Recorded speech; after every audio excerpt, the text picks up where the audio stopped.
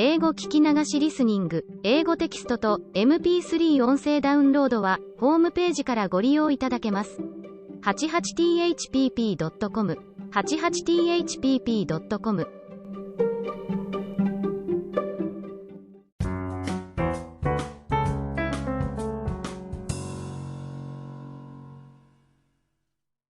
The Emperor's New Clothes. Many years ago, there was an emperor who was so excessively fond of new clothes that he spent all his money in dress. He did not trouble himself in the least about his soldiers, nor did he care to go either to the theater or the chase, except for the opportunities then afforded him for displaying his new clothes. He had a different suit for each hour of the day, and as of any other king or emperor, one is accustomed to say, "He is sitting in council," it was always said of him, "The emperor is sitting in his wardrobe." Time passed merrily in the large town which was his capital. Strangers arrived every day at the court.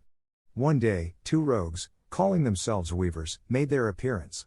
They gave out that they knew how to weave stuffs of the most beautiful colors and elaborate patterns, the clothes manufactured from which should have the wonderful property of remaining invisible to everyone who was unfit for the office he held, or who was extraordinarily simple in character. These must, indeed, be splendid clothes, thought the emperor. Had I such a suit, I might at once find out what men in my realms are unfit for their office, and also be able to distinguish the wise from the foolish. This stuff must be woven for me immediately. And he caused large sums of money to be given to both the weavers in order that they might begin their work directly.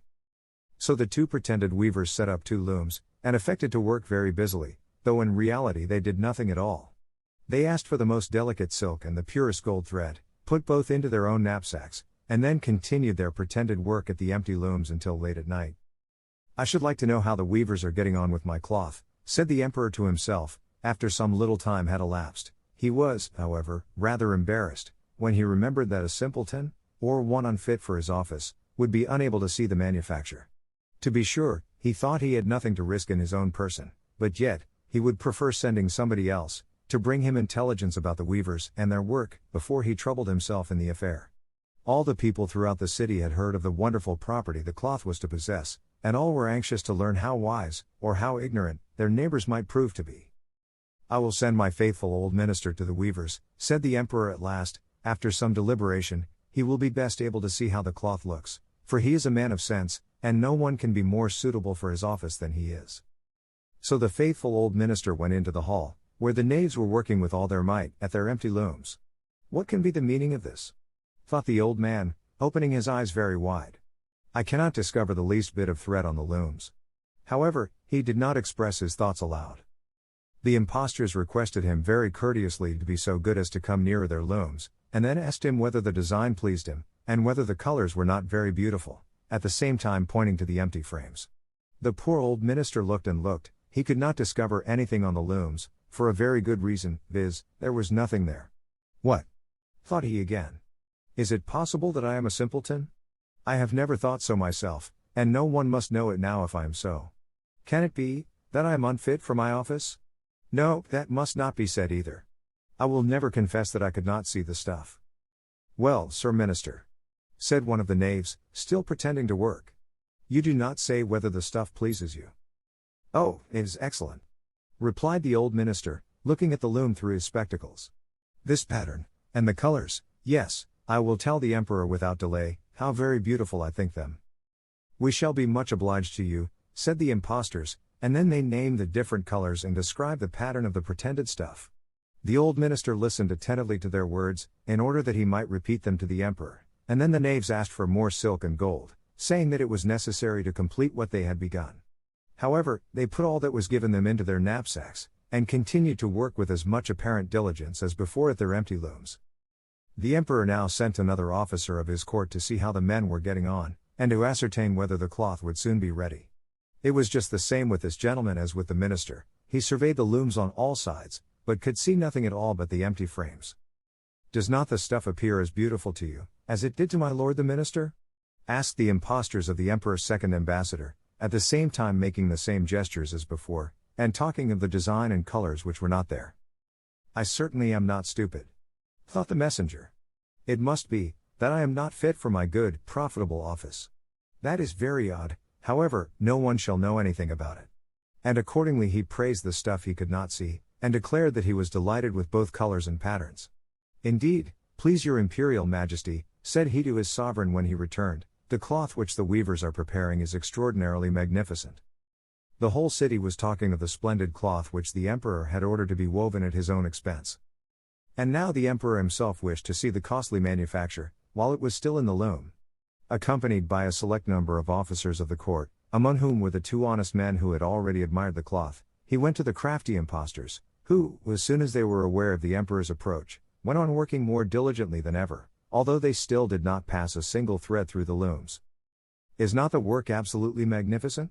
Said the two officers of the crown, already mentioned. If your majesty will only be pleased to look at it. What a splendid design! What glorious colors!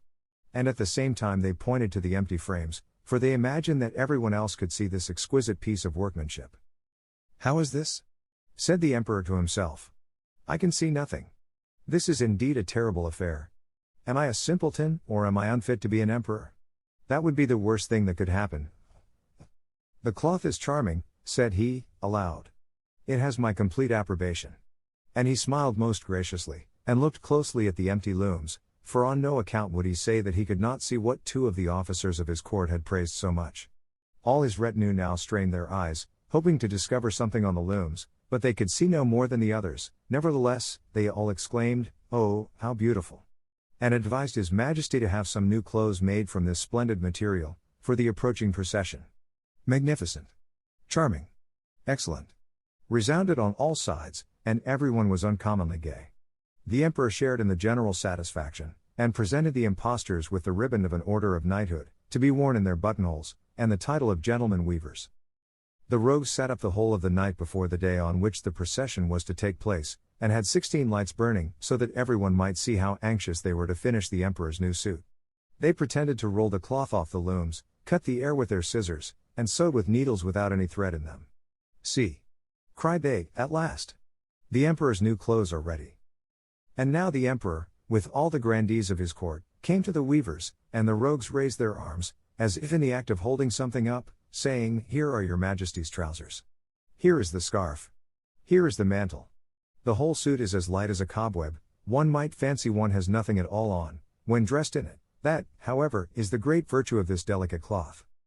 "Yes indeed," said all the courtiers, although not one of them could see anything of this exquisite manufacture.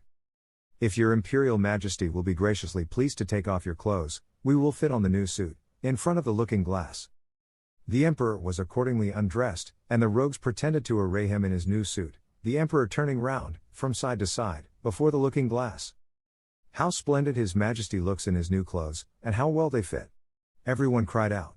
"What a design! What colors! These are indeed royal robes." "The canopy which is to be borne over your majesty, in the procession, is waiting," announced the chief master of the ceremonies.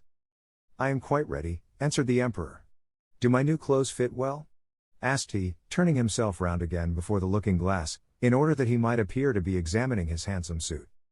The lords of the bedchamber, who were to carry his majesty's train, felt about on the ground, as if they were lifting up the ends of the mantle, and pretended to be carrying something, for they would by no means betray anything like simplicity, or unfitness for their office. So now the emperor walked under his high canopy in the midst of the procession, through the streets of his capital, and all the people standing by, and those at the windows, cried out, "Oh! How beautiful are our emperor's new clothes! What a magnificent train there is to the mantle, and how gracefully the scarf hangs!"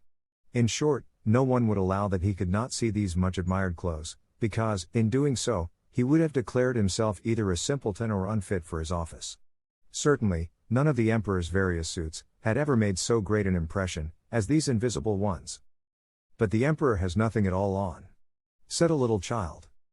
"Listen to the voice of innocence," exclaimed his father, and what the child had said was whispered from one to another. "But he has nothing at all on," at last cried out all the people. The emperor was vexed, for he knew that the people were right, but he thought the procession must go on now. And the lords of the bedchamber took greater pains than ever, to appear holding up a train, although, in reality, there was no train to hold.